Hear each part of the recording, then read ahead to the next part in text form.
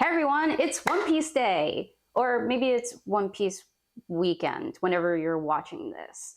But for those of you who are big-time One Piece fans like me, you'll know that July 2nd is a very memorable day for all One Piece fans, as this was the inception/release of One Piece manga back in 1997. So we're talking about 26 years of serialization of One Piece.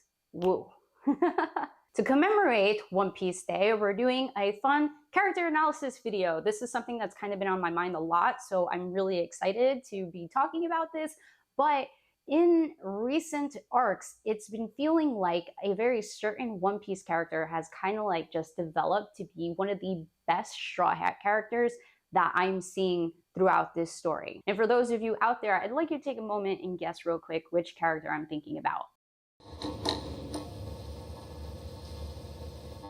So, did you guess correctly? Probably not. So this character I'm talking about and referring to is Sanji. Sanji has arguably had one of the best growth that I've seen development-wise, not only emotionally, but as a character, and feat-wise, so it's a accumulation of things since post-time skip, but most notably since Zo. I'm gonna go in chronological order as to what Sanji essentially has experienced that gives way and plausibility as to what makes him the best Straw Hat and developed character in One Piece right now. And before you continue with the rest of this video, please know that there will be spoilers on Zo, there will be spoilers on the Whole Cake Island arc, and there will be spoilers on Wano. So therefore, if you're not fully caught up on One Piece, come back later. Starting with Zo. So in Zo, we find out that Sanji has been kidnapped by the Big Mom pirates because there has been an arranged marriage. Sanji is supposed to marry one of Big Mom's millions of children because she has hella kids. And this is a means of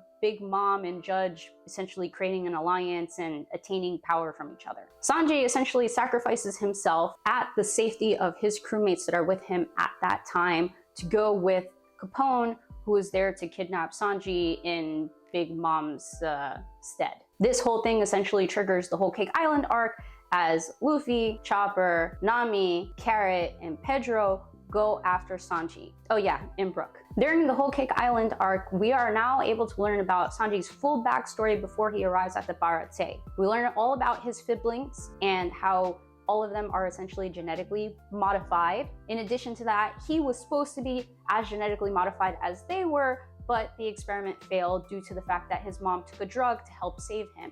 Because the whole genetically modification experiment, while it gives you superhuman strength and abilities, also causes you to lose some of your most precious emotions like compassion and affection. Since his mom didn't want him to be that way, she took this drug and he essentially came out as a normal human.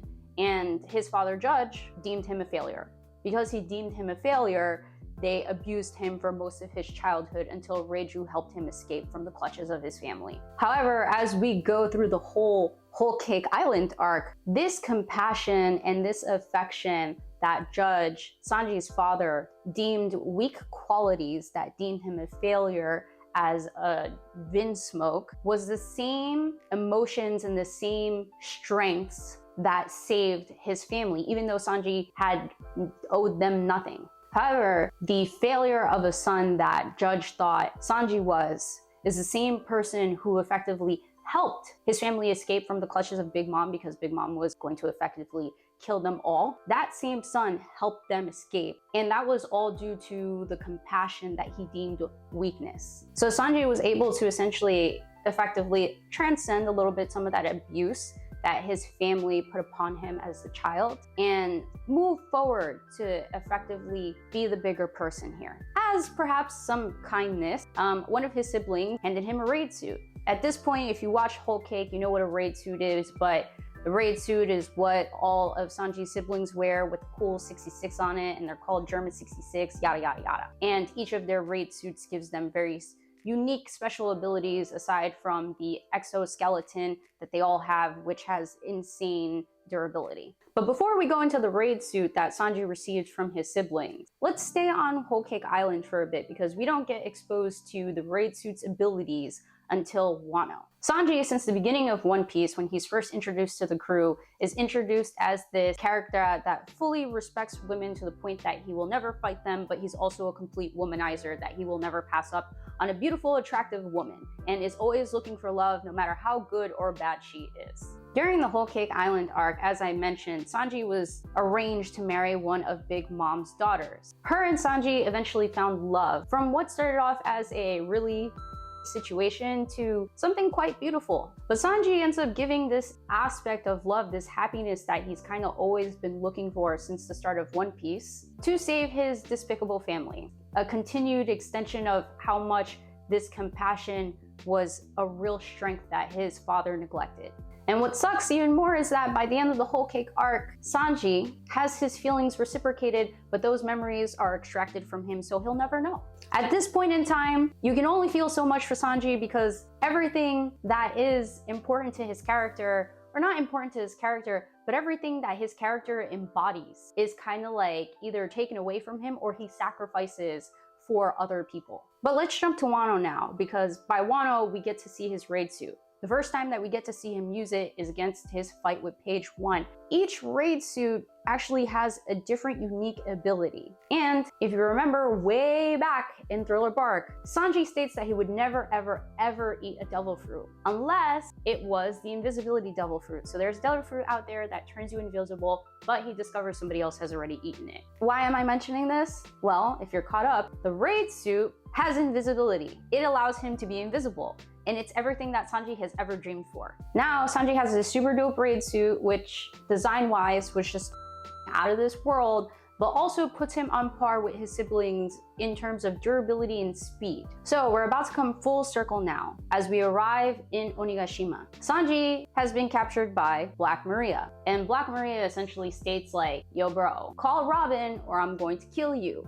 And we all know that Sanji does not fight women, so effectively he's like not gonna do anything in this battle. He tries to take the pain as much as he can because he doesn't want to bring Robin into this, but he comes to the realization that, you know what, I should call Robin. So he calls Robin for help. She comes through, she releases him, he runs off, and Robin takes care of Black Maria. And if you are fully caught up, you'll know that Black Maria's ass got spanked. Now, if we jump back to Zoe, when he is captured by Big Mom and Capone and refuses to ask his crewmates for help because he wants to protect them and shield them from Big Mom, he kind of comes full circle and realizes that his crewmates are fully capable of taking care of themselves, and also asking for help is not bad. It takes strength to ask others for help. So he asks Robin for help because he realizes he's not able to meet the task at hand. One, I find that really beautiful about Sanji's character, not only as a man who kind of like puts women on a pedestal,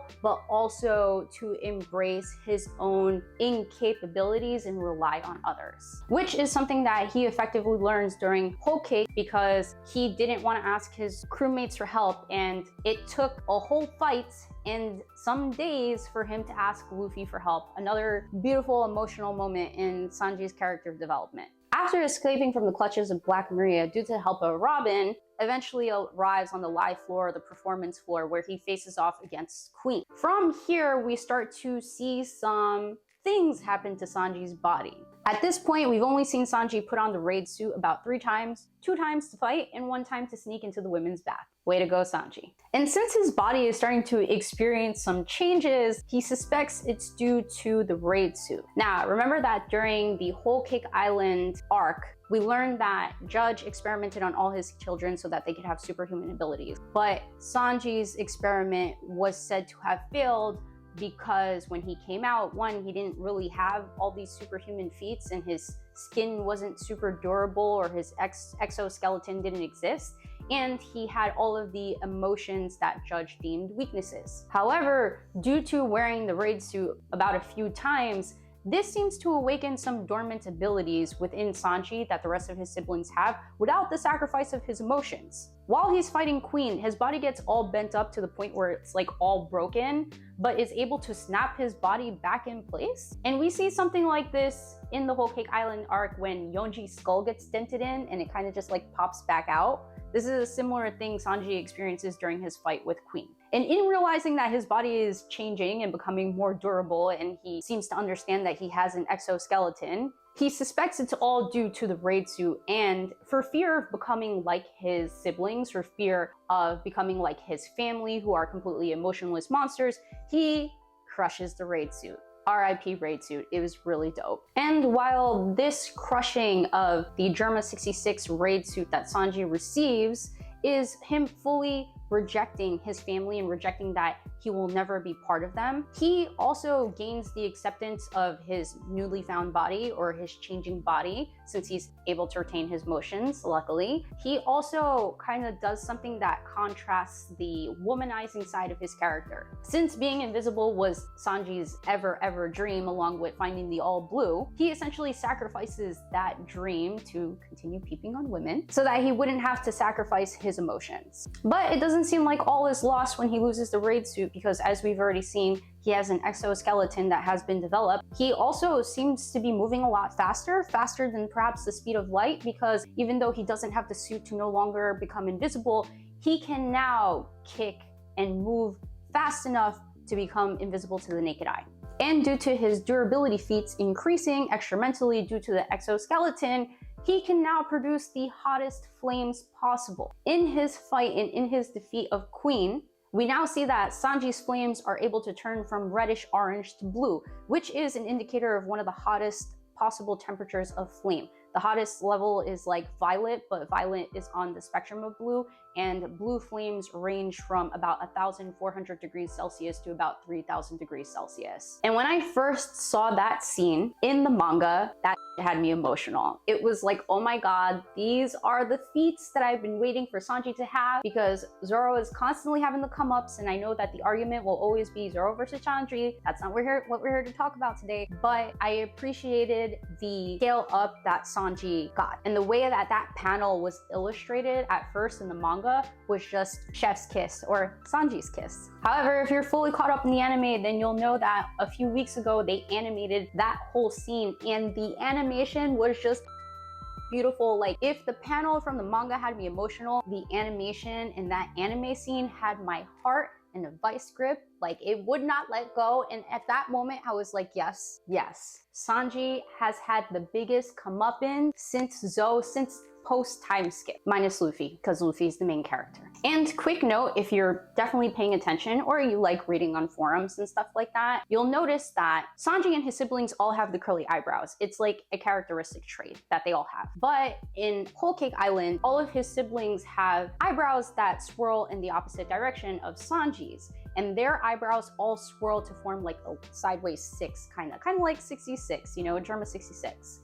And after his body starts to change within Wano, where you see that he kind of has this exoskeleton now, this extra durability and additional speed, his eyebrows start to move in the same direction that his siblings does. I don't know if this is permanent or temporary yet, but we'll stand to find out. Oh, and just some really fun brownie points that I appreciated was Sanji carrying around Zoro while he was injured, and holding off Queen and King as Zoro was coming back to the fight, hence making him possibly one of the best characters in One Piece right now and the best Straw Hat. Maybe that'll change as we continue into Egghead, or as we continue into the final arcs of One Piece. Hopefully you found my video engaging and entertaining, especially if you're a One Piece fan. I hope that you're enjoying One Piece Day and One Piece weekend. If you don't watch One Piece and you've watched this entire video, I am so sorry for spoiling everything for you, but I did tell you in the beginning there would be spoilers. However, if this video helped you want to watch One Piece, go watch it. Go watch the shit out of it. I hope you all have a wonderful, happy One Piece Day, One Piece weekend. I'll be coming back with more One Piece content hopefully pretty soon, as you and I are really excited to see Gear 5th animated, and I can't not do a video on that. However, that's gonna do it from me. Thank you so much for joining as always. I will catch you all next time. Bye.